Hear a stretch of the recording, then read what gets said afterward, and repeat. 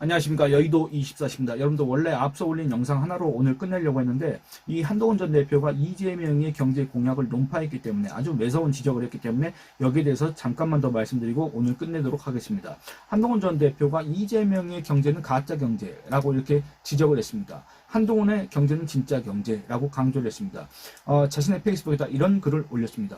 이재명 전 대표 측은 이번에도 거짓말을 하고 있습니다. 이 전 대표 측은 2030년까지 잠재 성장률 3%, 1인당 국민소득 5만 달러 달성을 목표로 제시했습니다. 현재는 36,624달러입니다. 2024년 말 기준 대한민국 국민 1인당 GNI, 그러니까 국민소득입니다. 국민소득은 36,624달러입니다. 근데 어제 이재명의 싱크탱크 성장과 통합이라는 곳이 이제 국회 도서관에서 무슨 출범을 했다. 그런 기사가 떴습니다. 그 관련 기사 잠깐만 읽어보도록 하겠습니다. 이재명 더불어민주당 대선 후보의 싱크탱크인 성장과 통합이 공식 출범했다. 성장과 통합은 이 후보가 강조하고 있는 경제 성장을 위한 전략을 제안하는 역할을 맡을 예정이다.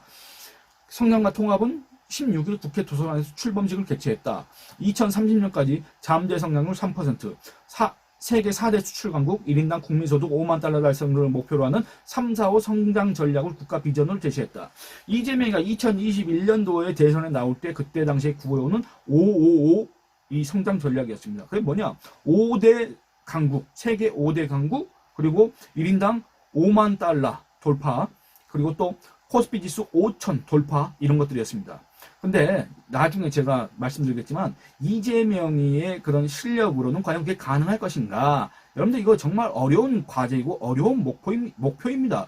그리고 또 우리나라의 어떤 현실적인 조건들을 고려했을 때 이거는 사실상 불가능한 수치입니다. 그런데 이재명이는 그때 당시에 555 이걸 갖다 내세웠고 이번에는 345 이걸 갖다 내세우고 있다 그 말입니다. 그런데 이게 제가 말씀드린 것처럼 비현실적입니다. 실현 가능성이 정말 떨어집니다. 거의 소수점이라고 얘기할 수도 있겠습니다. 소수점 이하라고.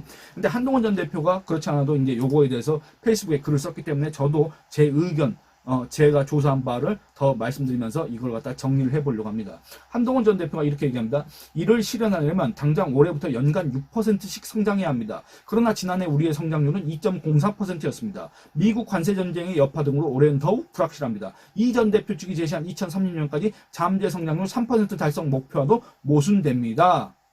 경제는 예측 가능하고 현실적이어야 합니다. 욕심과 목표로 혼동해서는 안 됩니다. 희망과 비전을 이야기하는 건 좋지만 그게 뻥이어서는 안 됩니다. 이재명 전 대표는 가짜 경제를 그만하십시오. 실현 불가능한 헛구호로 국민을 눈속이면서는 안 됩니다. 여러분들 이재명이가 막산이즘인가 먹산이즘인가 잘산이즘인가 그런 구호를 또 내세웠지 않습니까? 자기가 무슨 경제 대통령인 것처럼 자기가 마치 경제에 대해서는 일가견이 있는 것처럼 마치 뭔가 실력이 있는 것처럼 그렇게 마케팅을 하고 있지 않습니까? 저는 그거 보면서 참 어처구니가 없었습니다. 왜냐하면 그걸 갖다가 입증한 바가 없기 때문에 그렇습니다. 일단은 이건 맨 뒤에 말씀드리고 이 이재명이 측에서 성장과 통합에서 얘기한 이런 목표치가 얼마나 비현실적인 것인가 그거에 대해서 조금 더 자세하게 말씀드리도록 하겠습니다. 여러분들 아까 한동훈 전 대표가 지적한 것처럼 2024년 말 우리나라 1인당 국민소득은 36,624달러입니다. 근데 2030년까지, 그러니까 2025년, 26년, 27, 28, 29, 30, 이 30년까지 5만 달러를 달성하기 위해서는 여러분들 연평균 매년 명목 성장률 5.33%를 기록해야 됩니다. 여러분들 5.33% 이거 별로가 아닌 것 같습니까? 그렇지 않습니다. 여러분들 과거 통계를 한번 보시겠습니다. 우리나라가 얼마나 5.34% 이게 달성하기 어려운 것인가? IMF 이후에 우리가 말하는 IMF 외환위기라는 건 사실상 1999년, 2000년까지 이어졌지 않습니까? 이 2000년 이후에 2001년도 경제 성장률이 얼마냐면 4.7%입니다. 그리고 이듬해 월드컵이 있었습니다. 월드컵이 있던 해 경제 성장률이 7.7이었습니다. 그 이후 노무현 때부터 보겠습니다. 2003년도 경제 성장률 3.1%입니다. 그 뒤부터 여러분들 경제 성장률이 5.3%를 넘어간 적이 몇 번이나 있었냐? 2007년도 한 번, 그리고 2010년도 한 번, 그 밖에는 없습니다. 그 말은 뭔 말입니까? 여러분들, 거의 지난 20 몇 년 동안에 5.3%를 넘어간 경제 성장률을 기록한 때가 딱 두 번밖에 없었다 그 말입니다. 근데 그 두 번 중에 한 번이 언제냐면 2007년도와 그 다음에 2010년도. 2010년도는 왜 그렇습니까? 2008년, 2009년 세계 금융위기가 있었지 않습니까? 세계 금융위기가 있다가 이게 다시 그 수요가 회복되면서 경제가 그 전년도에 비해서 상당히 좀 이렇게 성장을 한 겁니다. 그 전년도에 경제 성장률이 0.8% 사실상 정체 상태였기 때문에 그 전년도에 정체된 걸 감안한다면 이게 사실상 2010년도의 경제 성장률이 7.0%는 사실상 아닌데 어쨌든 이 수치상으로는 명목 성장률상으로는 2007년과 2010년 빼놓고는 없다 그 말입니다. 그런 걸 달성해 본 적이 없습니다. 2001년 이후로 2024년까지 그런 적이 없습니다. 딱 2번 빼놓고 아주 특수한 경우입니다. 그런데 이재명이가 대통령이 되면 지난 25년 동안 딱 2번밖에 없었던 그런 일들이 매년 일어난다? 여러분들 대체 이재명이 뭘 보고 우리가 그걸 갖다가 장담할 수가 있고 우리가 뭘 보고 이재명이 그렇게 믿을 수가 있겠느냐 그 말입니다. 그 두 번째, 이 잠재 성장률 3%를 달성하면서 명목 성장률을 5.3%를 기록한다? 여러분들 이것도 말이 안 됩니다. 여러분들 이 잠재 성장률이라는 거는 이 물가 상승, 인플레이션을 갖다가 자극하지 않는 범위 내에서 성장하는 걸 얘기합니다. 잠재 성장률, 아까 몇 퍼센트라 했습니까? 3%라고 말했지 않습니까? 그런데 이 3%도 정말 달성하기가 어려운 수치다 그 말입니다. 왜냐하면 우리나라가 지금 최근에 이 잠재 성장률이 어느 정도였냐면 2023년도에 2.2%에 불과했습니다. 그러면 이것도 마찬가지입니다. 갈수록 우리나라의 잠재 성장률이 줄어들고 있습니다. 이거는 기존의 경제 구조에서, 그 다음에 인구 구조에서, 그 다음에 사회 변화에서 비롯된 겁니다. 그러면 이재명이가 대통령이 되면 불과 4년, 5년 만에 우리나라의 산업 구조가 바뀌고 인구 구조가 바뀌고 이 사회 변동 이런 것들이 급격하게 진행된다 그 얘기입니까? 말도 안 되는 소리 아니겠습니까? 그러니까 2023년도에 2.2%였던 잠재 성장률 이재명이가 대통령이 되면 매년 3%가 된다는 그 얘기입니까? 어떻게 그게 가능합니까?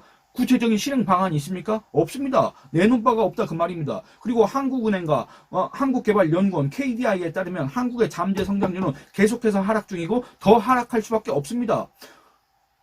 그런데 이재명이는 대체 그 무슨 실력으로 이걸 갖다가 3%를 갖다가 만들고 그 다음에 이 와중에 또 경제 성장은 매년 5.33% 이상에서 2030년에 1인당 국민소득 5만 달러를 달성하겠다고 얘기를 하냐 그 말입니다. 여러분들 5만 달러 달성 어렵습니다.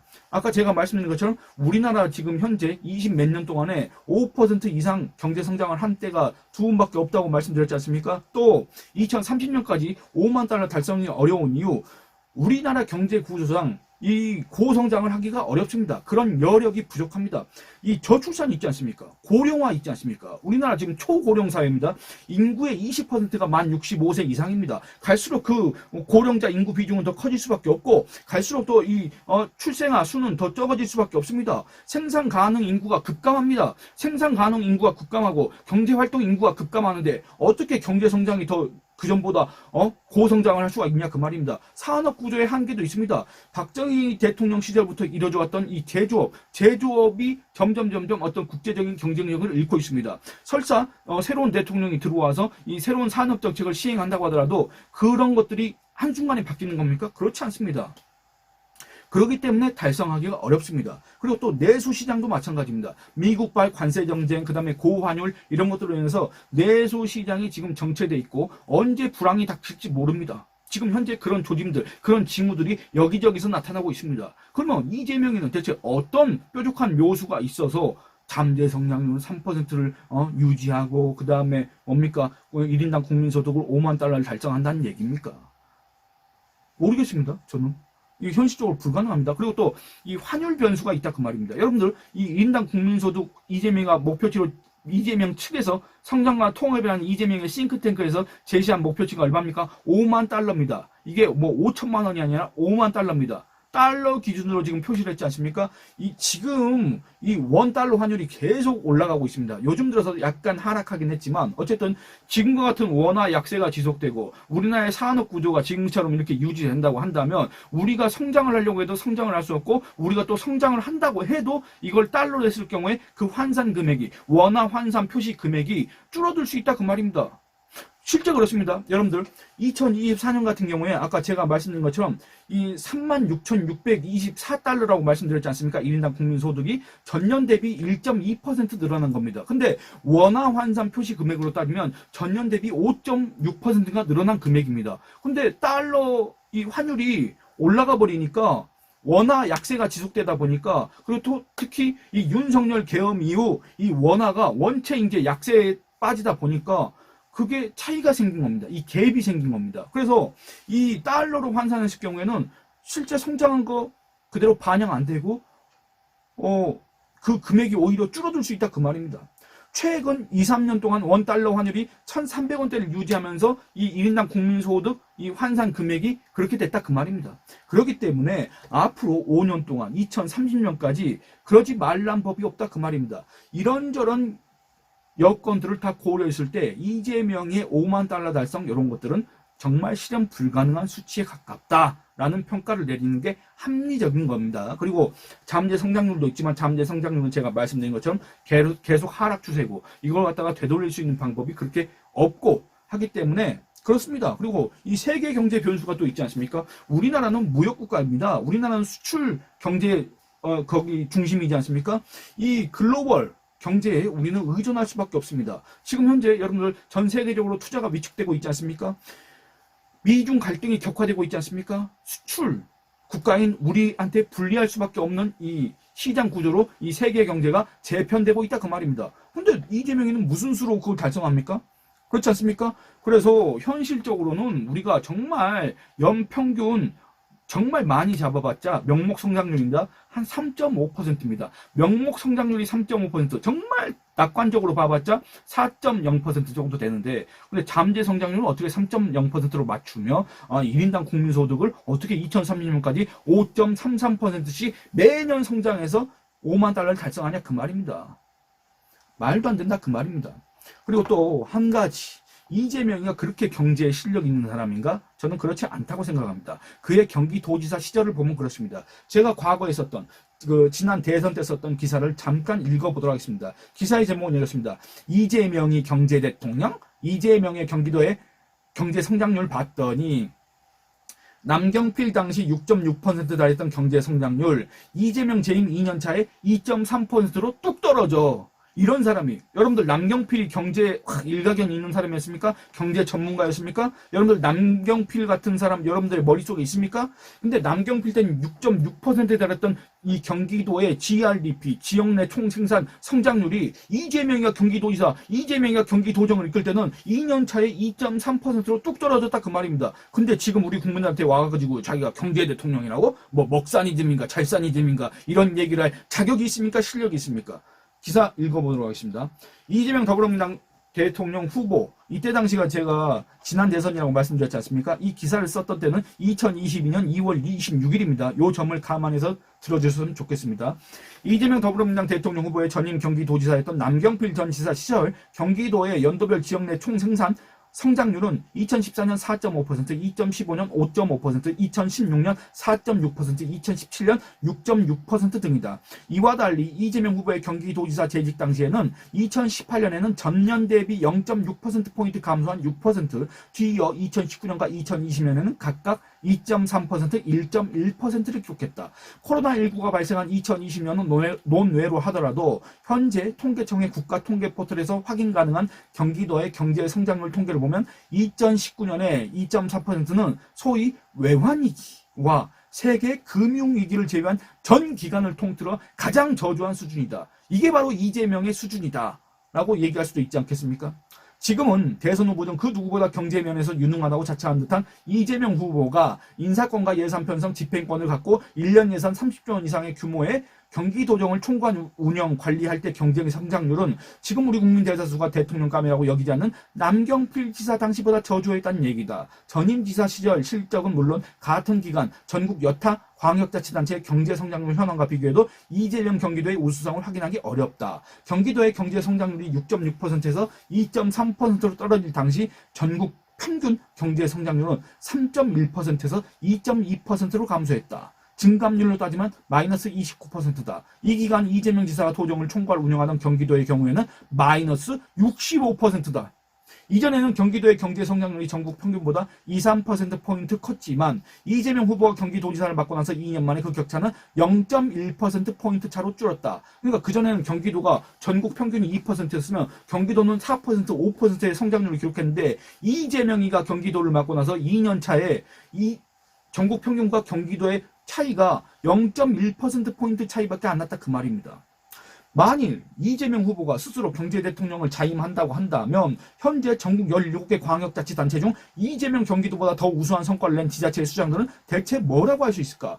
이와 관련한 비판에 이재명 후보 측은 지난 1월 경기연구원에서 발표한 21년 경기도 경제성장률 전망에 따르면 21년 경기도의 경제 성장률은 3.6%로 상승할 것으로 전망이라고 주장했지만 이는 말 그대로 전망 예측에 불과하다. 더구나 이재명 경기도 산하기관은 경기연구원의 주장일 뿐이다 라고 얘기를 했습니다. 지난 1월 한국은행은 2021년도 경제 성장률은 4%라고 잠정적으로 결론냈다. 이를 감안하면 정말 이재명 후보가 경제 대통령감이고 다른 후보들보다 경제 면에서 탁월하다고 자처하려면 그가 수장이었던 경기도의 경제 성장률은 최소 6% 내지 7%를 기록해야 하지 않을까라고 제가 이 기사에서 썼습니다. 이재명 경기도의 경제 성장률을 분석한 기사에서 이렇게 지적을 한 바 있습니다. 그런데 오늘 한동훈 전 대표의 페이스북 글을 보고 정말로 황당해서 정말로 이재명의 싱크탱크라는 것은 싱크탱크인데 생각이 없는 거 아닌가 이런 생각이 들어서 그리고 또 제가 지난 대선 때 썼던 이 이재명에 관련된 기사 이 내용이 떠올라서 이 내용을 여러분들과 공유하기 위해서 이렇게 다시 카메라를 켜게 됐습니다. 여러분들 이 영상은 여기서 마치도록 하겠습니다. 좋아요 많이 눌러주시고 의견 많이 남겨주시고 채널 구독과 영상 시청을 권유해 주시길 부탁드리겠습니다. 감사합니다.